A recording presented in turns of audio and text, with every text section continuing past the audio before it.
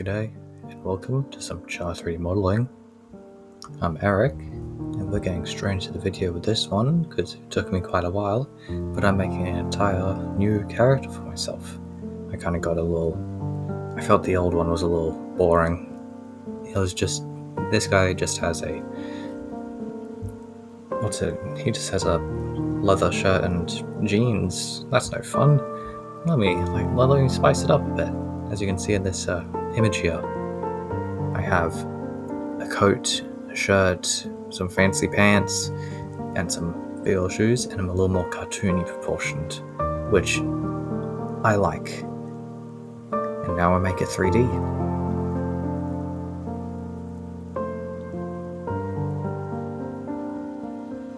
You can see I'm working on the hands quite a lot because they will be a large focus of the character, not just the silly cube head that I always have in all my characters, but in this case the hand will be shorter than one might expect, so the fingers will be shorter and each of the fingers will be thicker, just to give a cartoony proportions that I'm looking for. A friend of mine made a character a while ago which had these kind of proportions, and I absolutely loved the character. I might even show an image if I get permission, but it was a great character and it had these proportions, so I'm trying to recreate it here. I also want to really quickly add that hands, no matter if you're doing them in 2D or 3D, are hard. This is the best hands I've ever made. I am so happy with them. Even if they are cartoony, I absolutely love them. This belt was a bit of a hassle as well, since I was trying to give it a little bit extra actual 3D. I ended up making it have a triangle in there. It's really weird. But it works out in the end, and it looks alright. And that really is all that matters, really. If you don't have the best topology, as long as that part isn't being moved, topology really only, how good the topology is based on what you're making it for. Like if you are making a film and you have a box, the topology of the box, if it's not being animated or anything, it doesn't really matter. As long as it works as a box and it is able to be rendered, it's fine. Here I'm putting in the head. At this point I don't have any special features on the head. I'm just giving it a cube head to give it the proportions. I then make the neck smaller to fit the concept a little more closely, and then I make sure to give the shirt a little more detail by adding a little bump around the sides, just to make it feel give it more depth.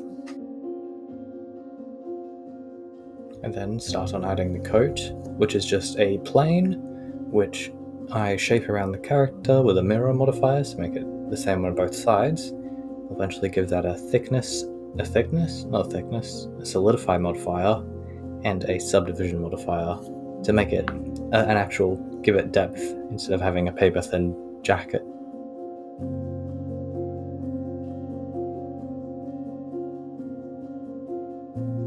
This entire series has really just been inspired by Bob Ross. I absolutely adore the guy, and I kind of hope one day I can be seen on a similar level to him. I know I'll never be nearly as good as him. He does his painting. I can only hope I can be seen with similar regards, hopefully before I die.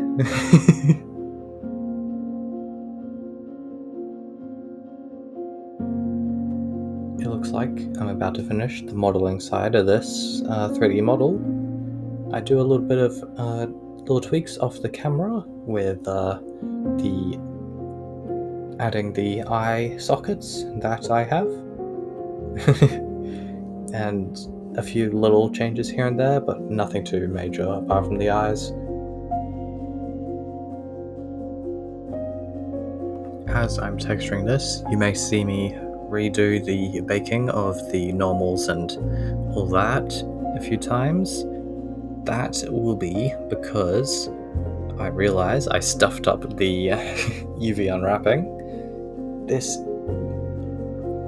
It didn't turn out as well as I wanted it to, and there's some stretching in the texture.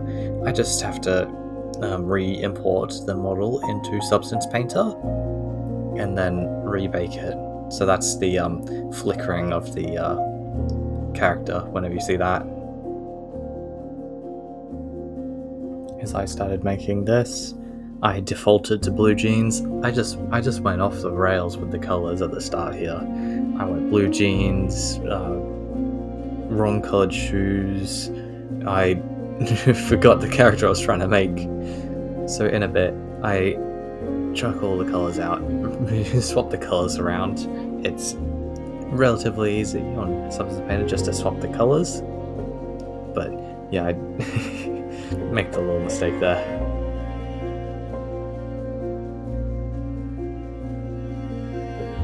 Here's the temporary drywall shirt that I was trying to make it shirt texture. I don't know how to describe it, but yeah, it accidentally looked like drywall for a second.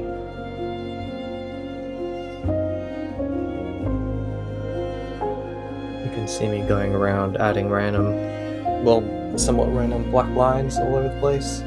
These are just to add a little extra detail to the character with in my own little style.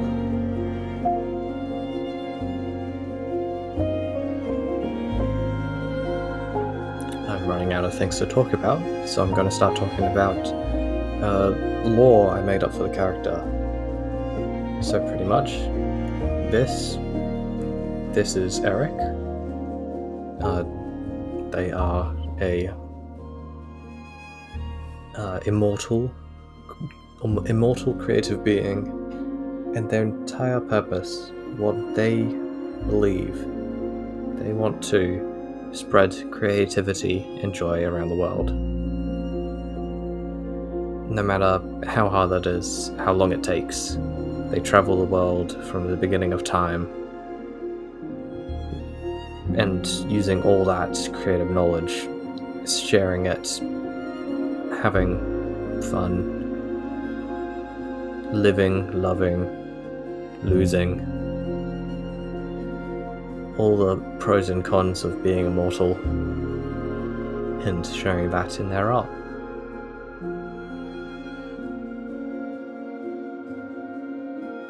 I might try and make a little animated short with this character one day.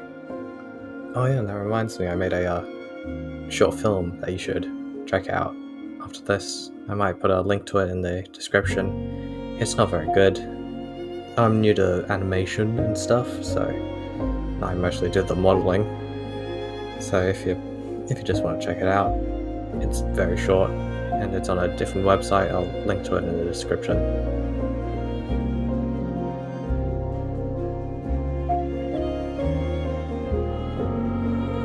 Here I am experimenting with various stitches, trying to get these stitches to actually work at the very start there, and just trying out a whole ton of different things. I was just experimenting, having fun with this one, really.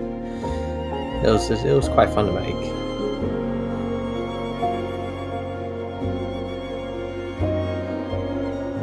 Adding a little bit of ambient occlusion brings me to the end of the texturing of the actual character itself.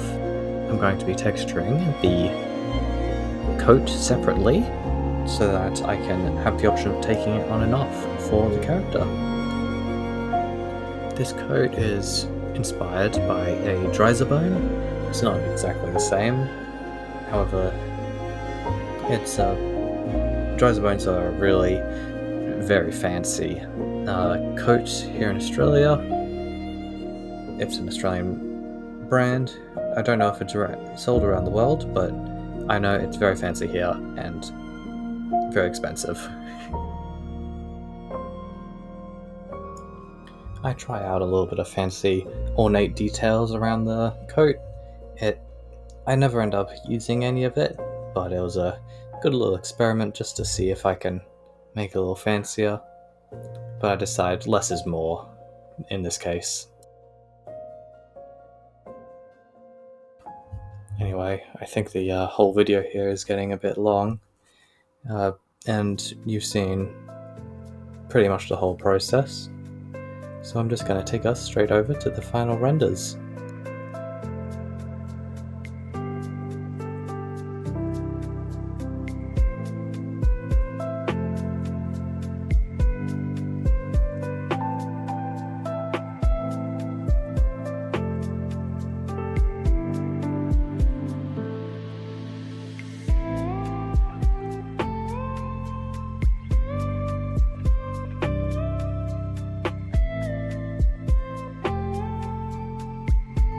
Thank you for anyone who's listened to me ramble for 11 minutes.